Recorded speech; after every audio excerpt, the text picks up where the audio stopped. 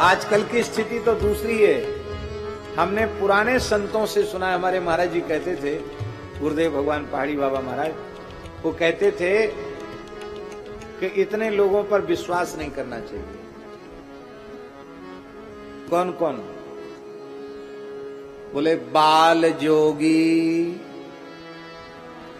वैद रोगी, सूर पीछ घावरे, कीमिया हुए भीख मांगे, इन्हें मत पतियाओ रे। इतने लोगों पे विश्वास मत करो। बाल जोगी,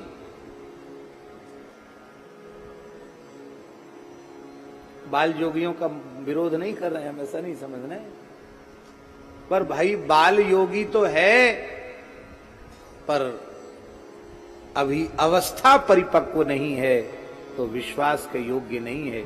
अवस्था में परिपक्वता आनी चाहिए।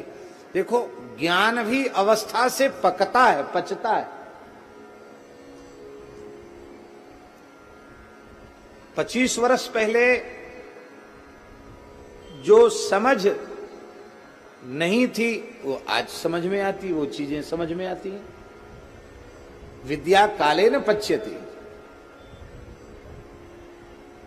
प्रयोग का अवसर मिलता है तो खुलती है बात, शास्त्र की गुत्थियां खुलती हैं।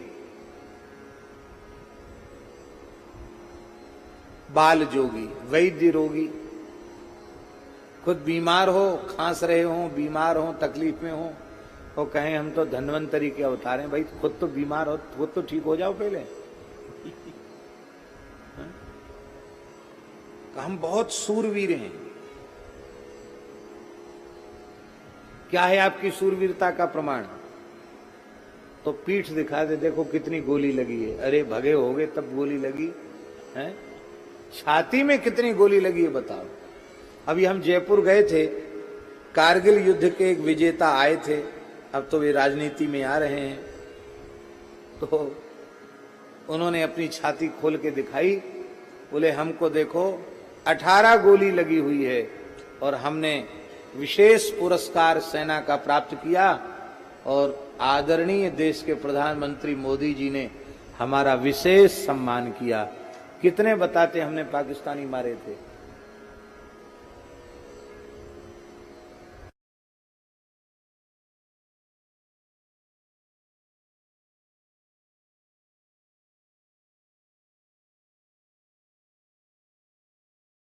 वीर पुरुष है तो कैसे वीर पुरुष हो? और कीमिया हुए भीख मांगे। कीमिया माने एक विद्या है स्वर्ण बनाने की विद्या, वो भी हमारे पूर्वजों में किसी जमाने में प्रचलित रही। आप लोग संदेह न करें, स्वर्ण बनाने की भी विद्या है। और अभी कोई जानकार हो सकता, कोई जानकार हो उसके, हमें पता नहीं है, न हम इस विषय में जानते हैं।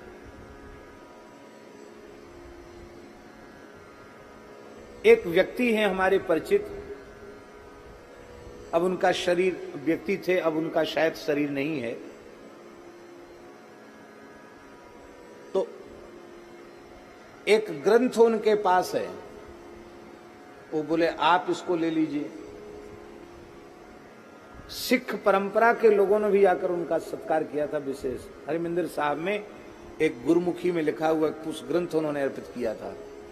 एक बहुत वृद्ध व्यक्ति आया महाराज जी, और वो वैश्य कुल में उनके चरणों में साष्टांग प्रणाम किया। तो प्रणाम क्यों? बोले आप हमारे पूर्व जन्म के गुरु हो, आप महान योगी थे और अमुक क्रिया बिगड़ने के कारण आपको दूसरा जन्म लेना पड़ा वैश्य कुल में, और आपने कुछ पुस्तक और कुछ चीजें धरोहर के रूप में रखी थी, और वो गुरु जी को दे दें, क्योंकि मैं भी अब जाना चाहता हूं ऊपर के लोकों में। वो सिद्ध था महाराज जी, हजारों साल की आयु थी उसकी। वो बंडल बांध करके दे करके गया, तो बोले उसमें हमने एक पुस्तक सिख परंपरा की ऐसी मिली जो गुरु नानक देव जी के काल की लिखी हुई थी, जो आज भी सिखों के पास सुरक्षित है। उन्होंने हमारा विशेष सत्कार किया। बोले उसी में एक पुस्तक ऐसी है जिसमें स्वर्ण बनाने की विद्या का पूरा वर्णन है। और महाराज में एक जन्म तो मेरा बिगड़ गया, इसी सोना बनाने की विद्या में, और अब हम चाहते हैं किसी सुपात्र को दें, आप ये पुस्तक ले लीजिए, बड़ी सरल विधि है, आप सोना बनाइए। मैंने कहा हाथ जोड़ के प्रार्थना है, आपका जन्म बिगड़ गया, हमारा मत बिगाड़ो। किसी को भी चाहिए हो उसको दे देना।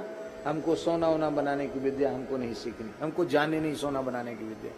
हमारे निकट वाले संतों ने कहा आपने बहुत खराब किया, मना कर दिया। कितनी श्रद्धा से, कुछ ले तो नहीं रहा था, दे रहा था, पुस्तक रख लेते। हमने कहा नहीं, हमको आवश्यकता नहीं। सोना बनाने की विद्या है, और कोई कहे हमको सोना बनाना आता है और फिर भीख मांगे कि रुपए 2 रुपए का सवाल है, दे दो। तो भैया तुम सोना बनाना जानते हो तो भिक्षावृत्ति क्यों कर रहे हो? इन पर विश्वास नहीं करना चाहिए। इसलिए बाल जोगी नहीं, वृद्ध योगी होना चाहिए, वयो वृद्ध ज्ञान वृद्ध होना चाहिए।